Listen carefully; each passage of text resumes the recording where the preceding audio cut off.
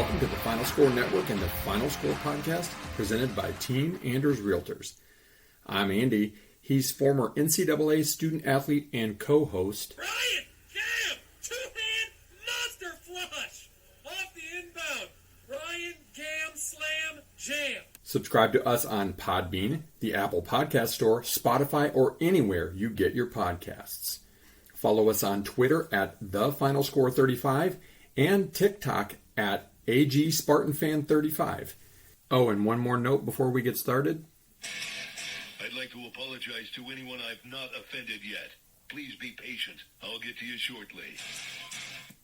Welcome into the 135th edition of the TFS Pod. We're back. It's August 14th. That means we're 12 days away from college football. NFL preseason, week 1 is done. Baseball, we only got a couple months left, so that's good. We don't really care too much about baseball, and the Tigers suck, so it makes it even worse. But lots to discuss here, as always. Some news happened in between last week and this week that's very notable that we will touch on. And we will get to it as we always do with a podium, and I'll go first, keep it brief. I just heard people talking about this earlier and seeing articles all over CBS and whatever. NFL preseason. Does it matter or does it? Does it not? No, it does not matter. These people are talking about, I keep seeing Bears, there's these articles about the Bears. Oh, the Bears offense looked potent. The Bears looked like this. This team looked like that. It's preseason. There's not starters playing on most teams. These guys are trying to fight for roster. It's glorified practice. And these people are making big deals that I get that some guys are fighting for roster spots, up, down, but they're like, oh, this starting quarterback did really bad. C.J. Stroud was really bad. Anthony Richardson was really good.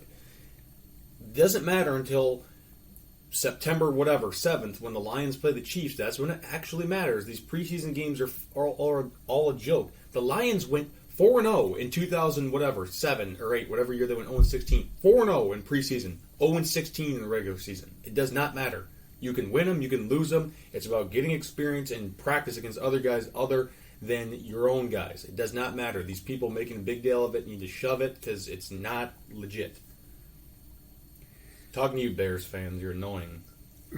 Well, I was a Bears fan when I grew up. Oh. That's because that's what I got to see on TV back then. Having a conversation about that today with my boss, who's just a couple years older than me, so roughly our age, and we talked about how simple things were back then, including the fact that you got what you got on TV and you didn't throw a fit. All right, so if you listen to the podcast regularly, which I know we've got at least a handful of you, you know that I basically really have, let's say, 4 villains that almost every news cycle, one of them comes up. LeBron James, who I can't stand. Leah, whatever his real name is, Thomas, who's a joke and has all this transgender people up in arms that he should be able to compete with females. Megan Rapinoe, who's very similar in her anti-American sentiment. And my last one, and again, if you know the podcast, I'll give you 2 seconds to answer the question and tell me if you got it right. Phil Mickelson. No question. I've said it here a million times. Ryan has said it. Phil used to be one of my favorite players. He was easy to root for. He was kind of the lovable loser, always the runner-up at the U.S. Open, the swashbuckler, taking chances that he never should, missing 2-foot putts like an amateur would when there's, $100 on the line. But as you know, he's crossed the line with the whole live thing and can't keep his mouth shut and whatever. And then last week, the allegations come out. Not even allegations. I guess they've been long allegations. Known that he's a gambler. A lot of speculation. That's why he took the live money to cover some of his debts. What was his name, Ryan? Fig Jam. Fig Jam. F, I'm good, just ask me. Right? Mm-hmm. That was his online poker name. The guy's a pretentious prick. And last week, lo and behold, I only hear this through the interwebs because I'm not on much social media and I don't follow the Live Tour at all, but I heard that he had a really good round on Saturday and was in contention, played in the final group, so I looked it up. Turns out, in typical Phil fashion, he stepped on his proverbial pee-pee and had a quintuple bogey 8 on a par 3 that ended his round. And I would just say, just desserts, Phil. Your game might be a little bit better. You had a good run at the Masters, and you'll still have these blips in your 50s, but your game and your mouth need to just go away. You and Megan and Leah and LeBron can go duke it out on an island in survival of the fittest. And I would love to see who wins. Maybe you with your calf raises, maybe Megan with her purple hair and her whatever demonic ways. Maybe LeBron's going to bitch you to death. Maybe Leah will just dick slap you all across the face until you die. I don't know, but all four of you can just go somewhere and go away. My intent is, hopefully going forward, unless I'm really strapped for a podium, to never talk about any of you four again. That's not going to happen. They always do something stupid. All right, tee up of the week. This came out, I think it was early this morning. So there's this guy, plays for the Tampa Bay Rays. His name's Wander Franco. Young guy's 22 years old. Wander.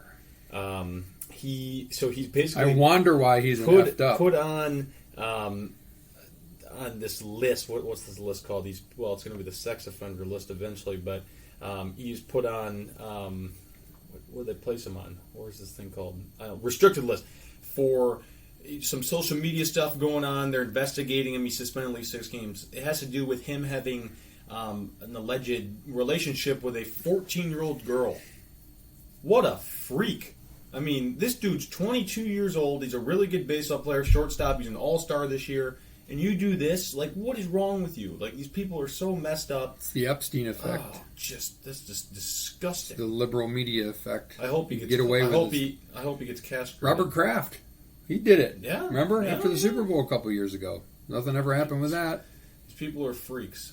I don't know. We could have gone another way too. We'll talk about that later here in our 4 downs. But so without further ado, 4 downs previews.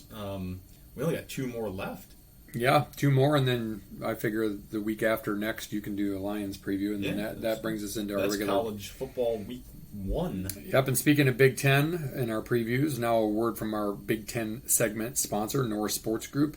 NSG is a boutique agency of experts with 30-plus years experience in sports sponsorship, endorsement strategy, program assessment, contract negotiations, event activation, and post-campaign measurement. Visit norrissportsgroup.com to learn more today. All right, you want me to go first again? You go first. You get first. You're doing the East. I'm doing the West. You're going alphabetical. You guys remember, I'm going alphabetical by height. We got 1 left, and then for the alphabetical, then I'll do Michigan State last. I'll do a more in-depth dive on our boys in green down the road in EL, and a bunch of questions, mailbag questions, relatable then from Mitch to go with that. Can't wait for that. All right, the Scarlet Knights of Rutgers. We go to Piscataway, New Jersey. The Big Ten's worst team since 2014 when they joined. They're horrible.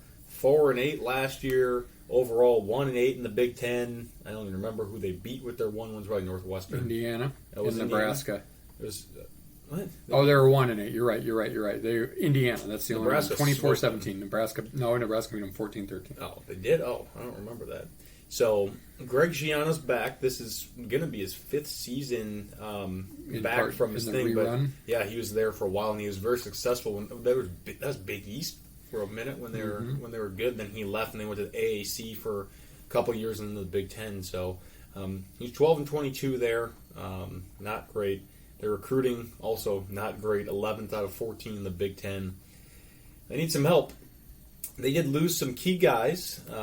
Their best player probably last year, Adam Korsak. He was the Ray guy, punter of the year. Shouldn't have been. It should have been Behringer, but I rest my case. But this guy was the punter of the year last year. He got drafted.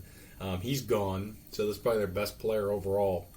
Aaron Cruikshank, he was there for a little bit. He was at Wisconsin first, then transferred over. Punt returner / kick returner / receiver. Probably their most electric player. He's gone. Sean Ryan, one of their other best receivers, gone. Avery Young, their best defensive back last year, gone. Willie Tyler was going to be their bookend left tackle. Transferred to Louisville. So those are some key losses there. I think Vedrill's gone too. He's their quarterback off and on since 2019. He was never very good, but he was there and he had experience. Key returnees, they had Wimsat back. If you remember, he came in. He was supposed to be in the class of 2022. He enrolled week 1 of 2021 early. Redshirted, kind of learned the ropes, played in 4 games. and then took over as basically the full-time starter. A few games of last year was not very good. Pretty even with his touchdown to interceptions. He has a little bit of mobility to his game, but he didn't really show it off last year, probably because maybe he's hurt. I don't know, but he's got to improve if they want to get off this 4-8, 5-7 at a maximum. If they want to make a bowl game, because they did actually make a bowl game in 2021 by accident because not enough teams for 500 bowl games with this crap. 5-7 got into a bowl game. I think they got obliterated, if I remember. So they went 5-8. They got there, because of COVID. Crazy. Their best running back from last year, Samuel Brown, he's back. He was pretty good. I think he was a freshman last year. Pretty good player. Now, I'll tell you this. If their offense is bad, and then also Kyle Monangai, he was one of their other decent running backs back. Johnny Langan, you remember him? He's like number 21. He played quarterback and tight end. He's a big body, but he's not great. It's kind of like what Tim Tebow could have been in the NFL if they had started him on that program early enough on the tight end train. But their defense could be decent. They return a decent amount of guys. Tyreen Powell, Deion Jennings, their two best linebackers, probably their two best defenders, led them in tackles last year. They're back. Aaron Lewis, their best defensive end, he's back. And then Max Melton is corner. Pretty good player. Has been a starter there for a couple years. So they have some good defensive guys. They didn't bring in a ton of guys in the portal, and they really didn't have any huge recruits to write home about. The two best and probably most likely to succeed as transfers is Michael Dixon. He's a safety from Minnesota, played a little bit for them. And Nasheem Brantley, he's a receiver transfer from Western Illinois, tore it up in 1AA. So we'll see if he can do that because Rutgers needs a go-to target. Bad. Some miscellaneous stuff. So lots of new offensive coaches. They bring Kirk, I don't even know how to say his name, Karikoka or whatever. He was at Minnesota in 2019. Then he took the job at Penn State. They fired him. He went back to Minnesota, and now he's at Rutgers. So he's been at four different jobs technically in the last 4 years. Crazy. And he had been at Rutgers a long time ago as well. They only averaged 13 points per game last season, folks, on offense. That is dreadful. That makes Michigan State look like the frickin' Kansas City Chiefs, and that's not saying a whole lot. The defense has depth, like I was saying before, so they have a chance to be decent. That's probably going to be what keeps them in games is their defense. Because if their offense continues, maybe bump it up to 18 points a game, they'll probably win one more game than they did last year, but I don't see it. I don't know. They're just not very good. I think Shiano's a pretty good coach. Rutgers is hard. You're in the hardest division in college football. It's Rutgers. You've had like 2 good seasons ever. Haven't done anything since you were in the Big Ten. I think their best year in the Big Ten was their first year in the Big Ten. That's it. They haven't done anything. It's been pretty dreadful for the Scarlet Knights. Now, let's take a look at that schedule. So, they start up the season. You talked about it probably, 4 weeks back. Northwestern's their first game. Sunday of the first week, I think at noon. It's on CBS, I believe. Playing them at home. Northwestern, who's just abysmal. I think that the battle of the dumpster fires, I think Rutgers comes out on top. They're 1-0. On CBS, what would that be equal to in SEC? Vanderbilt and I don't even know. Missouri? I guess. Yeah, I don't know. That's a pretty bad game. Yeah. Way to pick a good one right out of the gates, guys. That's just lovely. Then they play Temple the next week. Little Eli Warner action coming up. Elijah. I think he had a good season last year. Temple's not very good, though. Freshman. Get a win. Then Virginia Tech comes down. Normally, if you'd say this was 10 years ago, I would no doubt on say Virginia Tech's going to come here and stomp Rutgers. Virginia Tech is atrocious. They're probably one of the worst teams in the ACC. Rutgers is going to start off 3-0. They're going to feel really, really good about themselves going into Ann Arbor in late September and then fall flat on their face, lose to Michigan. Then they have Wagner the next week. Come back, get a win. I think they're the Seahawks, maybe. I can't remember. 4-1.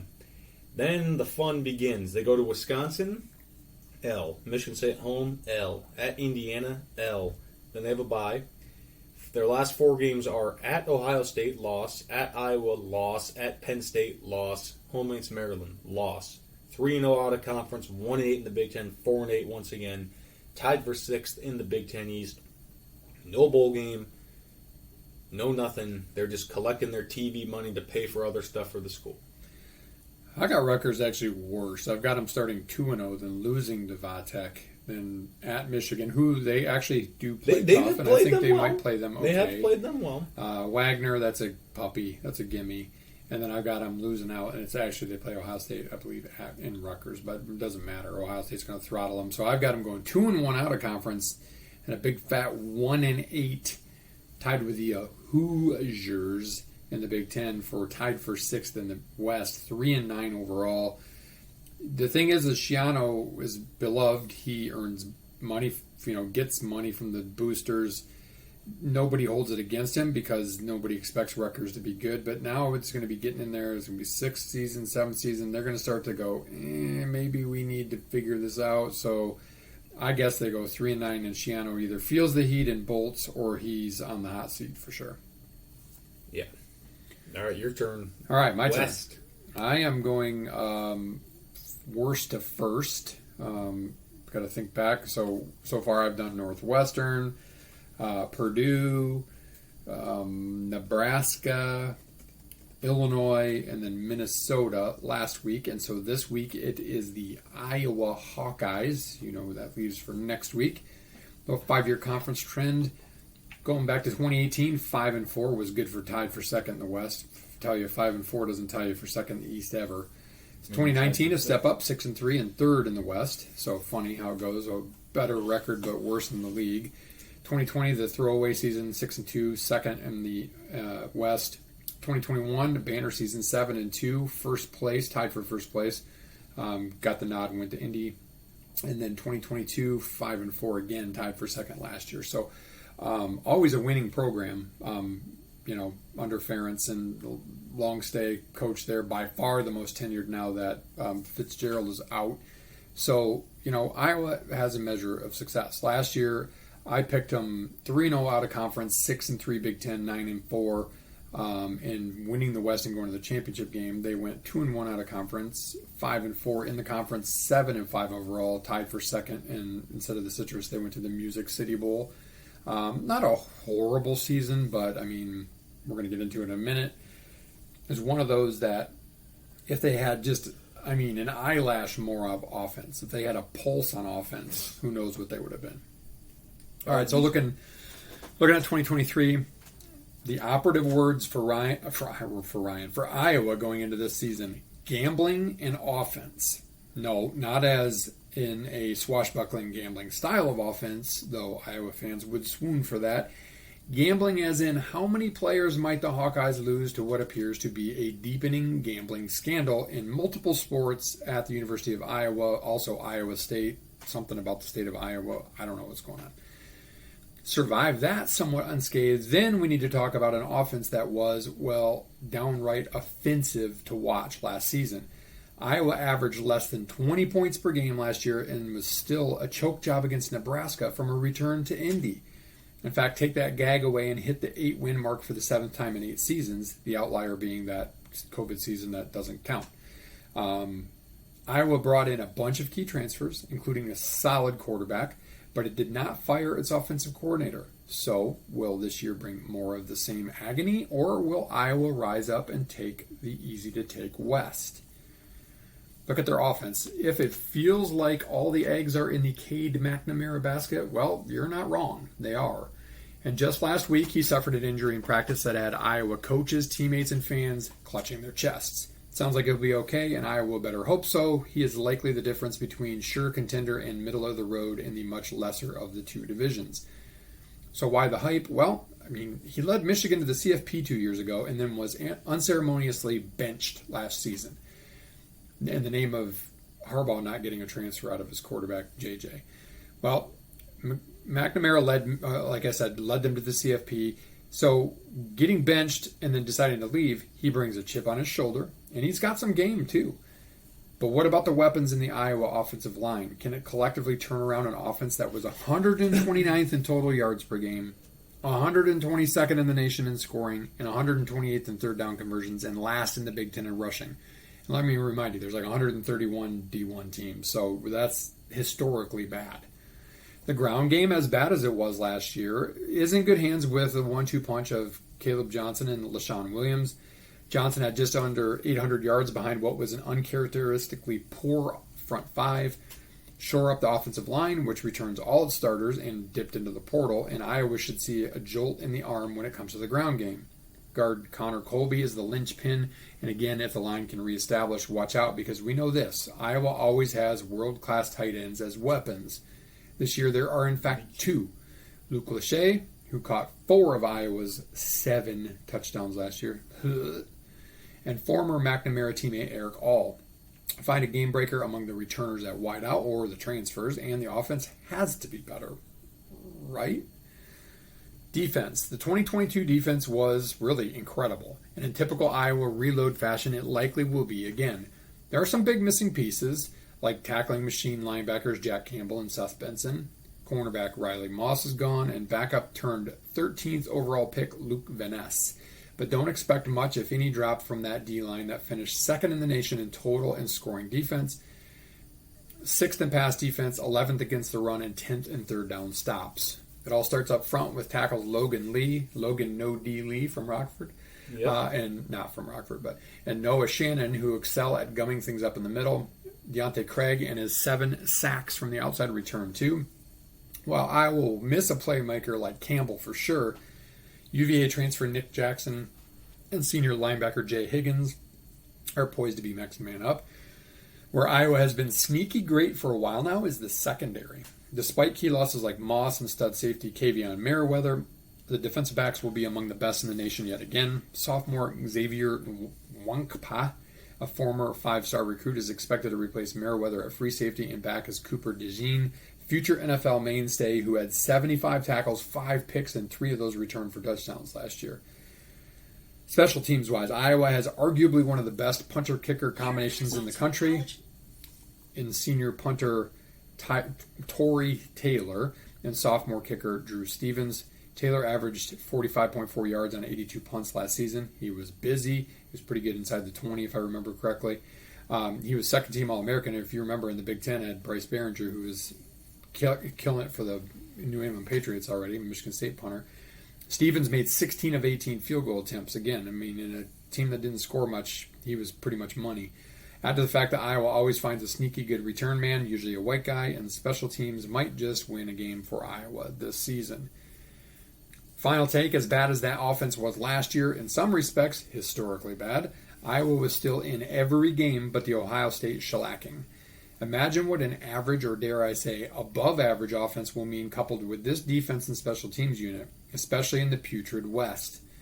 Iowa also avoids the meat of the East, so should the gambling scandal not gut the too deep and injuries stay at bay, it's a potential 2015 type run in play in Iowa City.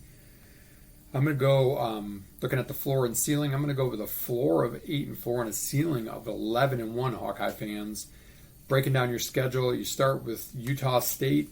Utah State's had some blips here and there, but that's in Iowa City. I've got that as a win. At Iowa State, I've got Iowa going on the road and getting things right in Iowa State in a game that may be a war of attrition for the gambling parties. Then they've got Western Michigan, who fired their coach, and lost a lot of guys actually to the Big Ten from the transfer portal. But Western Michigan's usually decent in the MAC. But I've got Iowa beating Western Michigan, no slip-ups against a lesser foe this year. Then it gets tough. They go to Penn State. Penn State and Iowa have actually had some epic battles over the years, but I've got Iowa losing that, maybe a little bit of a close game. Return home to play Michigan State. I think they pick off the Spartans at home. Then they've got Purdue at home, another win.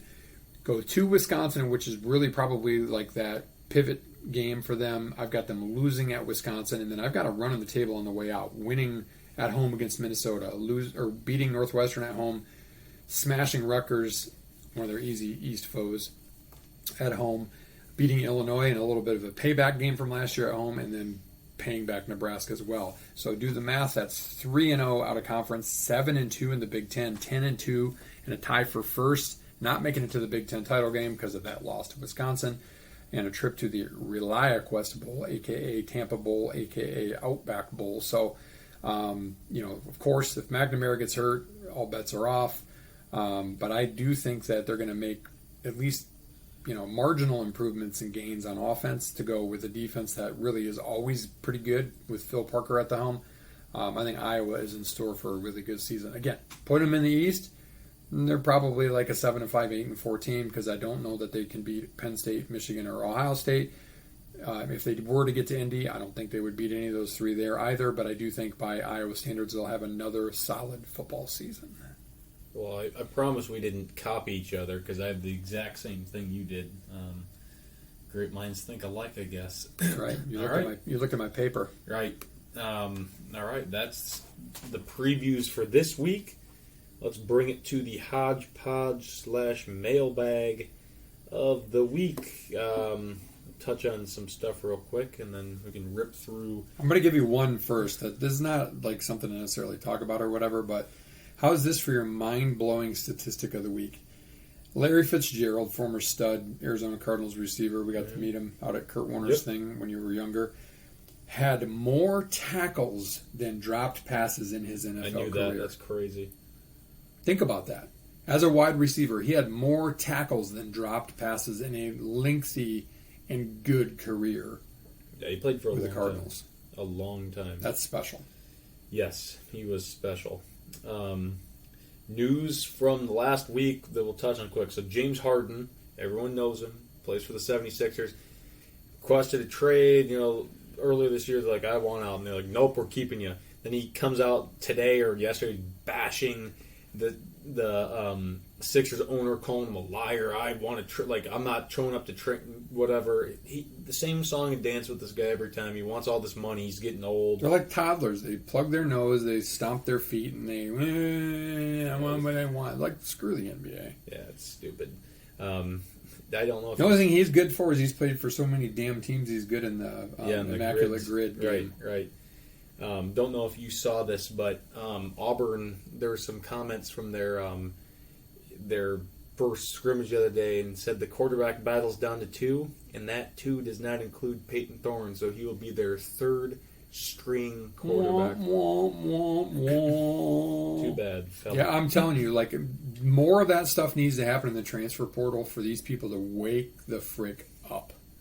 He's not making more money at Auburn than he was. He was making decent NIL money at Michigan State. He might be making a lot of money. Like, he had a Hopcat burger and whatever. Like, I mean, it shouldn't even come down to that anyway. But, like, dude, you in one fantastic season and one pretty average season, you still are a top 10 quarterback in Michigan State statistical history in a lot of areas. Like, you could have ridden that out for another year and probably had a pretty good season and bridged to Caton, Hauser. Like, I don't understand.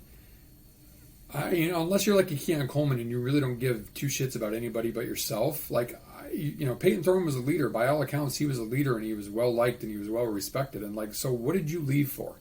To go ride the bench somewhere when you probably would have been the starter? Oh, maybe you would have been pushed by Hauser and Kim at Michigan State. You didn't want competition. You don't want competition, and there you are. You're like holding the jockstrap, not even the clipboard. Yeah, freaking serves you right.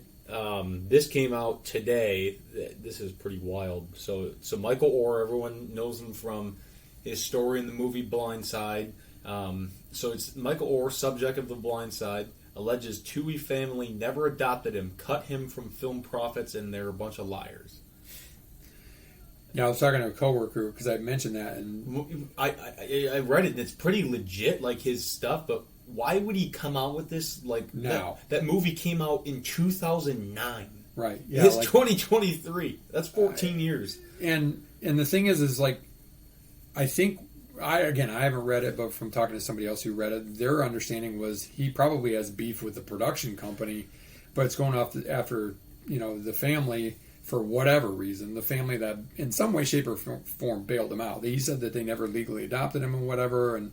But again, like, to say that you signed a contract to stay quiet, and one of the allegations was, I thought I was signing my adoption papers, and it was this thing for them to profit. That family already had money. Yeah, they were They were wealthy, unless the movie, completely lied. Wealthy. They were wealthy. Like, Tim McGraw was a hell of a good dad. Yeah, exactly. I mean, what's her name? Sandra Bullock. Sandra Bullock. I mean, hot mom. Like, what else could, like, and then you had, what's her name?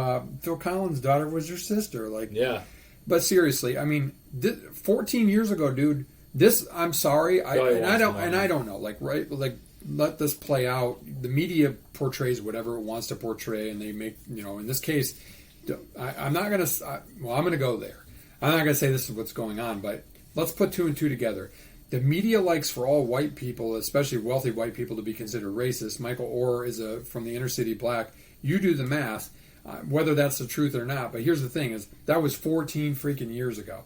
Like, you're trying to manufacture a story. My guess is he spent all of his money because he didn't take good care of it, like a lot of those guys do. I'm not saying that it's just him that screws the pooch on his money. Like, I bet you they could do a documentary, and 90% of NFL guys piss that money away. They get the wrong buddies in their ear and their pocket and their pay. Like, Deontay Davis was a good example. He got 3-year guaranteed money coming out of piss poor Muskegon, left Michigan State way too early, came back broke, and is probably selling drugs because his buddies were like, yeah, give me mine. They don't have your best interest in mind, and that's probably what happened with Michael Oher. And now he's thinking, oh man, this movie's on all the time on some channel, and every time it plays, there's some money to be had, some royalties to be had. Where's mine? I want mine. So without knowing everything, I'm going to reserve judgment because I don't trust a word that the media says anymore. And they're going to jump on this for probably the reasons that I said, which is extremely sad, but is the state of America these days. So, hopefully they'll get that stuff figured out. But I'm not taking sides because I don't really know, but there's a lot of things that seem pretty easy to kind of speculate on. And one of them is that he mismanaged his money, and two is that the media wants to make this a witch hunt for some reason 14 years later. Don't ask me why. I don't know. Crazy. Johnny Manziel doc. We watched it last week. That guy's insane. I feel bad for him. Super interesting. Bipolar, explains a lot. Illness. Sad. Just sad to really estrange his relationship with his parents. Yeah, but a tremendous athlete, but just goes to you show you. Watched it, you should watch it. I mean, it's not like it's only like an hour, a little over an hour. Yeah, an hour and 15 minutes. Interesting. Very interesting. Yeah, especially if you're a college football guy or girl. It's definitely worth the watch. It's interesting. So Ryan, catch us up on what the heck is going on with Jim Harbaugh, because in one breath early this weekend you're like, they're letting him out of his suspension, but then there's all this smoke that really they're trying to make it harsher. I personally think the NCAA is full of absolute. The NCAA is trash. They're just blowing smoke, and then lo and behold, he'll be there, and they'll be like, "Oh yeah, we worked out a deal." Because the NCAA is ballless and toothless. They don't do what's right in either case. They don't do what's right when it's right to correct a wrong, and they don't do what's right when it's right to help somebody that legitimately needs it. Like their whole transfer BS where one guy who's sick family, within 100 miles, and they wouldn't grant him immediate eligibility, but then the next guy they do. They don't know right from right. They don't know their ass from a hole in the ground, and that's what it sounds like is going on with Harbaugh. Yeah, so it came out Friday night or whatever, saying, Harbaugh's case got pushed. He's not going to be suspended this year. The new committee of infractions is going to investigate it, whatever. So he probably won't be suspended for any games this year, whatever. And then they're playing this. They're playing Alma College, the School of the Deaf and Blind, and Helen Keller. Then they're playing East Rockford Middle School 78ers in their third game. It's like, why does it matter? To build up his win total? I don't get it, but. So this article came out last night from Dan Wetzel, who's been doing a lot on Yahoo. So it's titled, "Not a Cheeseburger." Comment suggests the NCAA is hell-bent on hitting Jim Harbaugh hard. I don't buy it one bit. Okay, this is... Because they would have done it to begin with. Conspiracy theory is that Harbaugh pushed for it to be pushed off to 2024. I'll take more of a sense because he's going to jump for the NFL. And so that he can fall on the sword, quote unquote, and take a show cause and not come back to the college football for 5 years when once he leaves, he's never coming back anyway. So It's a chance for the NCAA to say, hey, look at what we did to him. He can't come back. Except for you did that to Bruce Pearl, and guess what? He's back and cheating somewhere else. Give me a break. I trust mean, Jim nothing. Tressel did I almost this went to and he got work for fired. the NCAA. Jim Tressel did this and he got fired. Yeah. I told you a couple weeks ago, it's a complete double standard. If this was Mel Tucker, if this was Brett Bielema, if this was Ryan Day, if this was Nick Saban. I mean, no, if it was Nick Saban, they would let him slide too, but I don't think he would do that. But like any of these other guys, they would absolutely use them as an example. Absolutely. Michigan has the NCAA and the Big Ten by the short and curlies, and it's nauseating. Yeah, no. And I'm so tired of the excuse, it was just a cheeseburger. He was already even coming to Michigan. That's not the point. The point is you cheated, you lied, and you lied about the lie to cover it up. Yeah. Like, get the point, Michigan fans. I get it. It feels inconsequential to you because you're buying the media route of not all the facts and just what's convenient to share. Dig in a little bit. It's kind of like the Maisie Smith thing. Like, they hid that for weeks knowingly, and yet threw the book, or tried to throw the book at Michigan State for the tunnel brawl that Michigan caused. Like, Michigan plays by their own rules. And it's why Michigan State fans and Ohio State fans and really every other fans hate your freaking guts. We tolerate some of you, like family, Tom, Alex, Matt, Brad, Jeff, Sharon, great people, Dave, Mayor. But that's kind of two hands, and that's about all I can count of like Michigan fans that I can tolerate because you are so freaking blindly arrogant. It's mind-numbing. Hopefully they get what's coming to them eventually. But yeah, it's garbage. I mean, it's the same song and dance that we've seen for how many years now? Right. I mean, Juwan Howard gets away with it. It's ridiculous. Here's one. This was from a few weeks ago, right? Actually, a month ago now.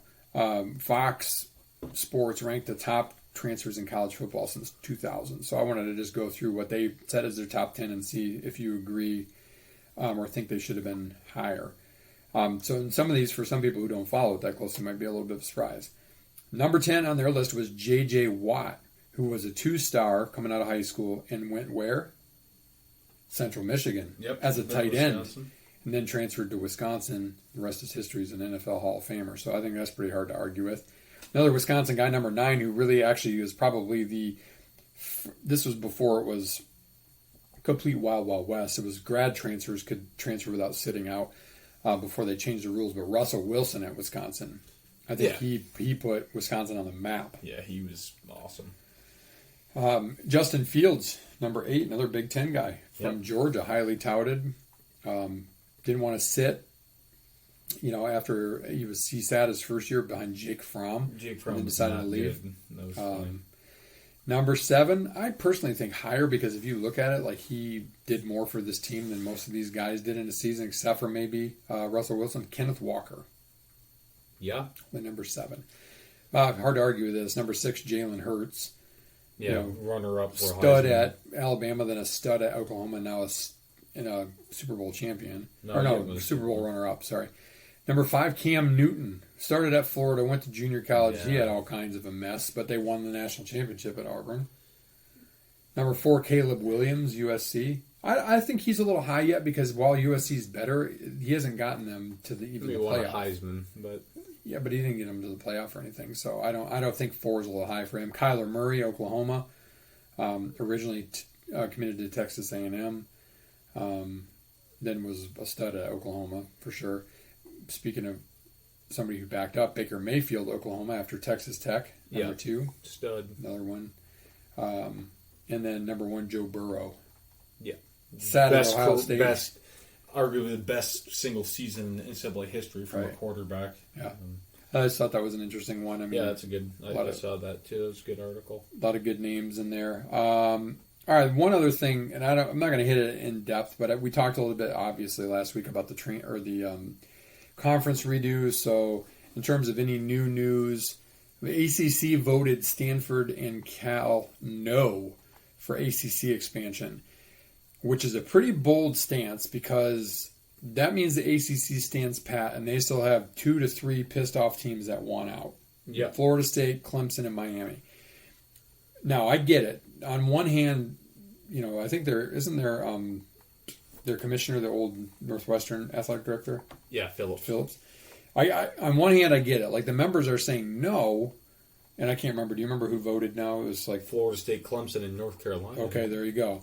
The teams that voted no are because they have probably one of the weaker, except for the former Pac-10, TV deals, and it goes through like 2034. And I mean, like, let's face it, the Big 12 has more marketable TV games, third to the Big 10 and the SEC. So I kind of get not wanting to share that and maybe not feeling that they can restructure that deal. But here's the thing, is if you don't take those to bolster yourself, in Florida State, my guess is probably next one out. I think they go, and then I think Clemson or Miami goes with them to the SEC. The ACC is going to crumble because those are the linchpins. Football is what holds every conference together, right? Like ACC is more known for basketball, arguably, blah, blah, blah. If those 2 or 3 schools go, the ACC is dead. And I get it, Cal and Stanford aren't going to give you back like that measure, that caliber. But basically they're saying we're gambling on keeping these other teams or they're going to cease to exist. Yeah. And if they cease to exist, we are still heading for 2 conferences, the Big 10 and the SEC, because I think the Big 12 will dissolve into both and somehow it'll work out. Maybe 3 conferences will exist. In fact, maybe it would exist and it would be worth looking up this. What I wanted to do is last week I didn't have my piece of paper with me. So last June or whatever, I did like homework and I came up with, I thought it was 2 48-team leagues. It was actually 2 24-team leagues. A 24-team SEC with 4 6-team conference or, divisions. And the same for the Big Ten. A 24-team Big Ten with 4 6-team divisions. I had to, play everybody in your division, play a protected cross-conference rival, play 3 teams in conference, play 3 teams from the other. So Big Ten would play SEC, vice versa. 12 games, 16 max. Use the 11 bowls to get your playoff teams, 12 playoff teams. I did all the math. I put teams in places, did all the homework, and then what I had was the other roughly 81 teams going into this new, whatever you want to call it. If the new thing is just football playoff, the CFP, and then this becomes the new Division One, then you have like the Big 12, the ACC, the AAC, whatever, they stay there, and a lot of these middling teams play for their own national championship. I think, I certainly had some teams that didn't make the cut for that Big 48. I think if I had to relook at it, I may go to more like a Big 64 and add another, or a Big 72 and add another 24-team conference, say the Big 12. Probably still wouldn't adjust too much, but I still maintain the same thing. I know Chris and I talked a little bit about this back and forth over the last few weeks, minus some of the names that I would have dropped into kind of that also ran, Division 1 AA or whatever you want to call it. I might move some of those teams back into this kind of the Big 3, Big 72, and then take the other 50-some teams and make them their own thing, or absorb with the FCS and figure it out in their own playoff. I don't know, but all I know is the ACC making that bold move either is they're betting on Florida State staying, and if Florida State goes, the ACC goes. Yeah, could see that. You want to do a quick... Anything else? Mailbag, hodgepodge? No, I got nothing. All right. A quick word from our presenting sponsor. Team Anders Realty will help you find the home that best fits your needs and make the process simple and fun along the way. The Anders have served thousands of clients over 30-plus years in the Grand Rapids, Michigan area and are here to serve you today. Learn more at teamanders.com. All right. We started the bracket thing a couple weeks ago.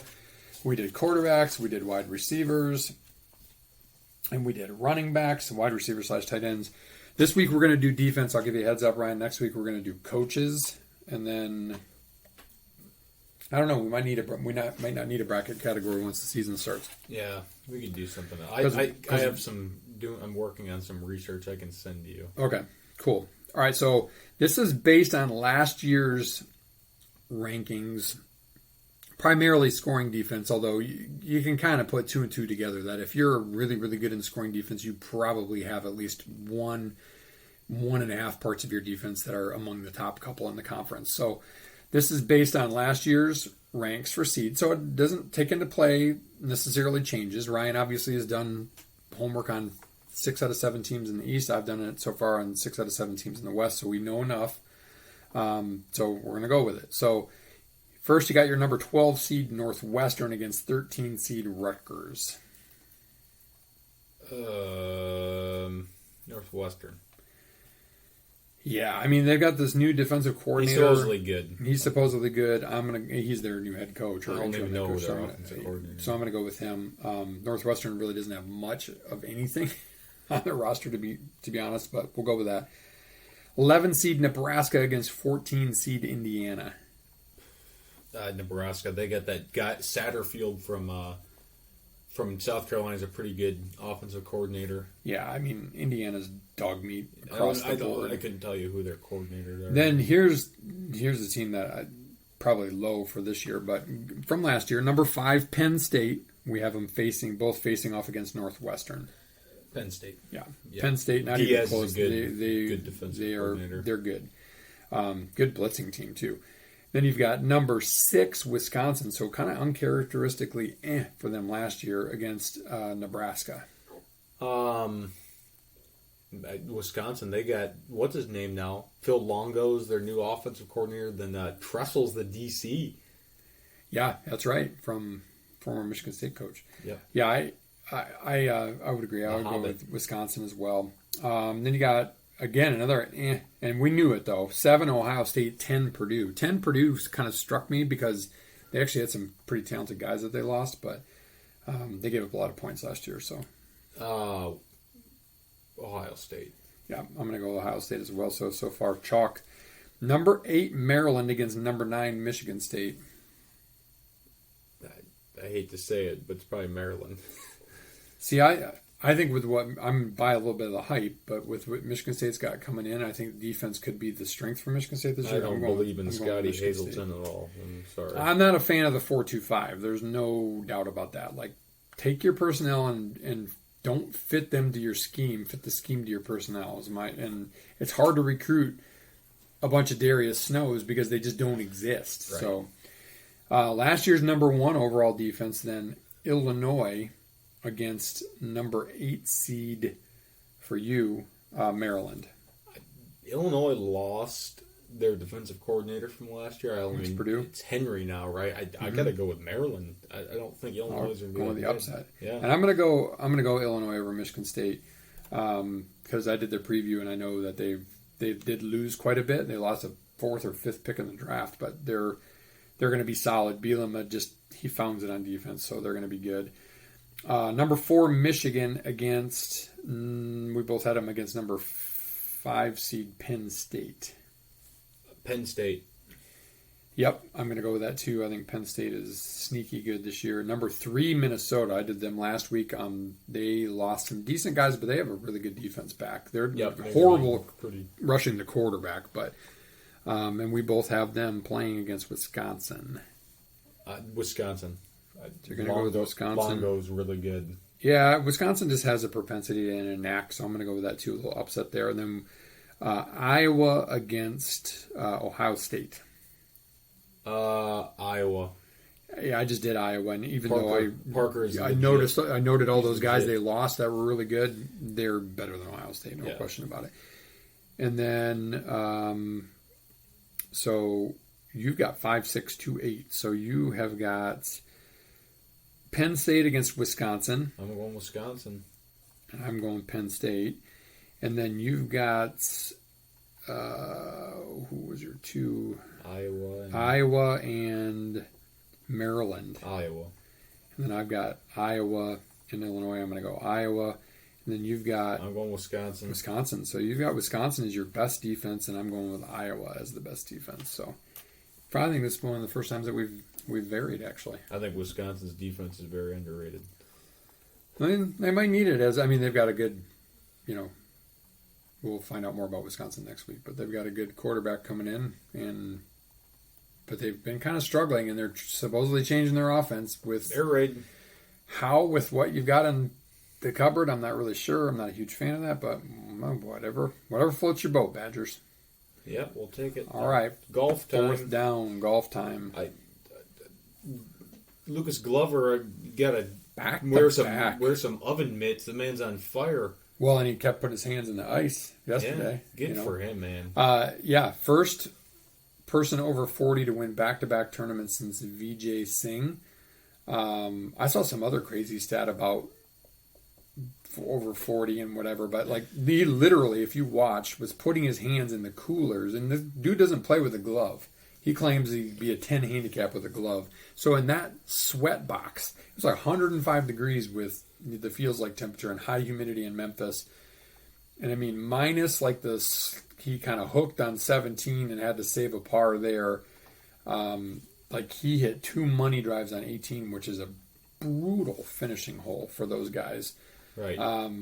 And, guys cut off too much of the water. They hit a little bit of a hook. They, or they put it away right because they block it. And it's just a hard hole. And I mean, impressive. He had 1 3-putt in the last 8 rounds of golf. That is he's rolling the ball unbelievable.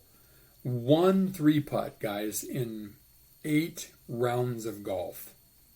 Like even the pros, and he made, I think it was yesterday, the stat ended up being 4. And almost it was more than that. He was really close on a couple, but 4 putts over 10 feet, 3 to say par, 1 to say bogey, and every single one of them mattered. And then he ended up playing in that playoff against, let's call him Playoff Patrick. Going into yesterday, Patrick Cantlay had won 3 out of the last 5 FedEx Cup events. 3 out of 5. And he still won 3 out of 6. And he's got to be a favorite for Chicago this week and at the BMW this week. Like he just... Like him, don't like him. He's pretty unflappable. He's emotionless. He makes big putts. He doesn't make very many mistakes. And he just was steady. I think he was like 6 under yesterday. His only bogey of the day was in the first playoff hole. That's pretty crazy. Remarkable. Yeah, he played really well. Rory played well. It was really interesting. I love how CBS especially does with like live by the minute where they stand. Change of the... And a couple guys that just needed to go in like... And they probably knew, at least generally knew what they needed, but a couple of guys that needed like a par or a birdie on the last hole to make the playoff, and both of them made bogeys. They finished like 51 and 52nd. There's a video of Nick Hardy crying after on it. Yeah, because if you don't watch and you don't follow, it's the money, but it's also if you made it into the top 50, you're exempt for you're into the top, like the 8 whatever they call the elevated events. The elevated events next year. So you can still play your way into those events, but like. It's going to be harder. By bogey in the last hole, now you got to work harder for it, right? Like instead of just having it there. So think about that. If you're having a crappy season and you can get into an elevated event automatically and give yourself a chance on a week, now you got to fight your way in. So, look, those guys are good golfers and it'll be fine. But it was an interesting. I love that course actually. It was interesting watching. Cool. Spieth played really well. Hovland had his flashes. Fleetwood so close. What'd you say today, Ryan? He's the most first player to $20 million without a win. Right. And he's something like 20. He wasn't a runner-up here because he ended up tied for third. Since 22 top 5. Sorry about 22 top. Well, and he has something like 20. It's like 23. The most runner-up since 1983, I think, is the stat that I saw without a win. Ridiculous. Unbelievable. Like and the thing is talk about a guy like the guys that missed and bogeyed on the last hole that don't make the cut. He missed like a couple less than 7-footers early on that if he makes those, he wins. Yeah. I mean, of course, later in the round, he made some really tough 40-footers. So it's right. Golf is you can't say shoulda, coulda, woulda because that stuff does have a tendency to balance itself out. But I like Fleetwood. I hope that he can find that mojo because he's kind of like a phenom, right? Like took a while for him to break through, and then when he broke through, he really broke through. That's what I'd like to see with Fleetwood because I think he's a likable dude. Yeah. No, he definitely is. I'd like to see him get a win. But I saw this stat earlier. Glover last year made $1.94 million in 2022. In the last 8 days, he's made $4.96 million. Wow. That's crazy. And, I mean, he's guaranteed. I don't know what his position is, but I would imagine. Third in the FedEx Cup. Okay, so he's guaranteed to make it to Atlanta. Yeah, basically, unless he. And those guys, I think those guys don't make less than like $2 million. Right? Yeah, no, he's going to make a dead last gets like 2 million. Possibly playing his way into a Ryder Cup situation. Yeah. If he goes out next week and finishes in the top 10, and he plays well at the FedEx in the championship, he might be going to Rome. I think he's easy to root for, right? Like he just seemed like an average dude. Like the way he was with his kids the week before. He took the time to applaud like the St. Jude. Pin caddies where they kind of celebrate the St. Jude kids as part of the FedEx event there in Memphis. Yeah, like he's just slow and steady, and he has his head screwed on straight. He's actually a fast player too, which is a way to my heart, is to play quick. He doesn't sit over his putts forever. Like once he gets that putt red, I mean, sometimes you're waiting for it because a lot of these guys wait to pull the trigger. He pulls the trigger. I love it. Love it. I like it too. And he's only plus 3,500 this weekend because I don't think the odds makers think he can win 3 in a row. Right. Well, that takes us to, I guess, our... How did we do last week? You, sir, were really good. You had home on Rory, and they're both top 10. You got 9 combined. I had Hovland, who played pretty well, and English, who was awful, 65 combined. Brings us to the top. The last 50, we're going to Olympia Fields. Last time I was there, Rahm beat Johnson in a... I remember that. Those crazy epic putts, putt. those back-to-back putts. Yeah, that was crazy. To win. And the winning score was 4 under par. Yeah, that course, that place tough. Tough. Jim US won the U.S. Open there, yeah. Well, takes us to the picks here. Fleetwood for me. Smart pick. And playoff Pat. Yeah, I got playoff Pat as well, and I got Rory, because Rory's been playing really well since the Scottish Open. And he was right there, and he actually made some good putts yesterday, too. I think he bogeyed. Did he bogey the last hole? No, he birdied the last hole. Who, Rory? Rory. He drained the birdie. Yeah, he birdied the last hole after he kind of had a little bit of a limp and disappointing. So he was top 5, I think, right? So Yep. So I'm going to go he was Rory second or third, whatever, T3. Yeah, anything else golf-wise? I don't think I do. Here's one from Mitch, because we got to try to pick one off of Mitch's list every week. Maybe this requires a little bit of thought. So he asks, who is the most dangerous version of a pro golfer? Think Ryder Cup Ian Poulter or Resort Course Tony Finau. We got one for you. Playoff Pat. Yeah, playoff Pat might be up there. He's dangerous. Resort Tony is, that's a good one. Major Tiger. Or Brooks. Major Brooks. Or not even Major Brooks, U.S. Open or PGA Brooks, because those are the ones that he wins. Where did Tiger win all the time? Where has he won a ton?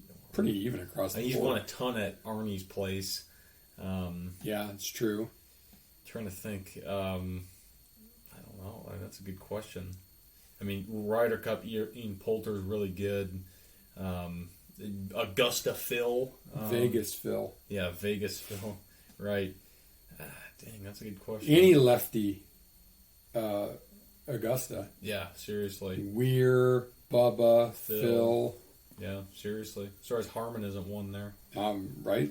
Maybe he's next. He could be next. Good question, Mitch. Like it. You know golf probably better than we do to know all those intimate details, but I would say it's a pretty good question. Those are who's the guy that stomps on the easy courses? That's kind of like the resort courses. But, yeah, it's like Finau. Yeah. Or no name easy courses. Texas Spieth. Yep. Yeah. Or Scotty. Yeah. Both unbelievable. Who else is really good? I'm trying to think of a really good links player. Runner-up U.S. Open Phil.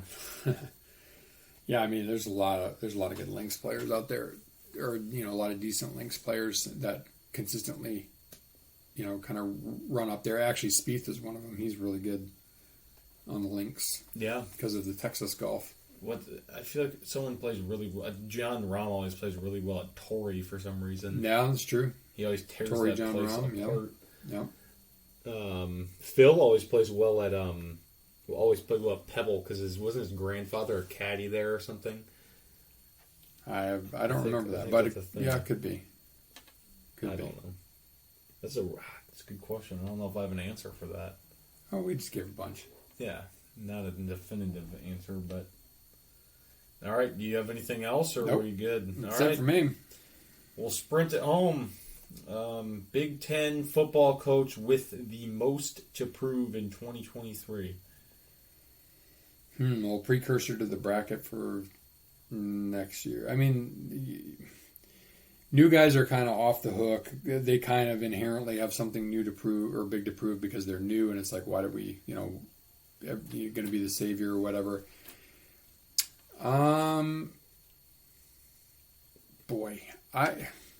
It's hard to say not Mel Tucker, to be honest, but we're a little biased with that, obviously. Maybe James Franklin. Yeah, I think he's Aside got a from lot. that- I'm going with Mel. I think he's got the most to prove. I can tell you the coordinator that is the most approved is Brian Ferentz. Yeah, no kidding. If he hasn't reached at 25 points a game, he's gone. Yeah. His ass is grass. Well, as long as his dad's there, maybe not. But Nepotism at its finest. Best comedic actor of the 90s and 2/2000s. oh man, so many. Adam Sandler, Chris Farley, Will Ferrell, all with one commonality. Saturday Night Live. Dating back to Chevy Chase, Bill Murray, Dan Aykroyd, all those guys too. SNL's the place to be. Eddie Murray, not the first baseman for the Orioles, Eddie Murphy. I got to go with Will Ferrell. I mean, like, he gets close with Adam Sandler, honestly, but like, I don't know that I can name. I'm sure there's some Will Ferrell movie that I don't like, but I put him. I had a toss up. Will Ferrell or Adam Sandler. Adam Sandler makes good movies, and he directs good movies yeah, too. he's good. I'll just if I pick one, I'll say Will Ferrell, but Adam Sandler's a close second. I think. All right. Can a golf course have too much water? Because Memphis had 11 holes. Yes. I mean, look, if it's like natural, no. If it's just there to piss you off, yes. But I can't think of any place that we play that has that much water. I mean, look, that's part of that course in Memphis, and it's not an overly. They make it a longer course for those guys, but that's not an overly long course. It had a 511-yard par 5 on it, right? But the water makes things tighter, and it makes you have to make plays on those par 3s and stuff. No, I don't think so. I don't think a course can have too much water. No, I agree. I don't think not when you have your ball retriever in the bag. No, exactly. It's a beautiful thing. Best purchase I've never made. Thank you, Wallenwood Springs. Wallenwood's an idiot left it there, and I've used it for the last 3 years. It's hanging on by a thread, but we'll take it. All right, last one. I thought of this on the way. Who would ever admit to buying one of those? I mean, I don't even know what they'd cost. I would never buy one. I mean, now I would, I guess, because I really enjoy using it. It's fun to just go fish balls out. But thought of this on the way to the gym as it was absolutely just downpouring. Would you rather drive through a just torrential rainstorm or a snowstorm? Oh, man, I've done both, and it's really hard to see in both. Like, it was raining that hard up for me on my way home from work today, honestly. I feel like you have more control in the rain than you do the snow because you can still see something. I'm going to go, I'd rather drive through the rainstorm. Yeah, me too. Snow is... Plus, it's slippery and it's right. It's, like you can swirls. You can hydroplane on rain, but snow.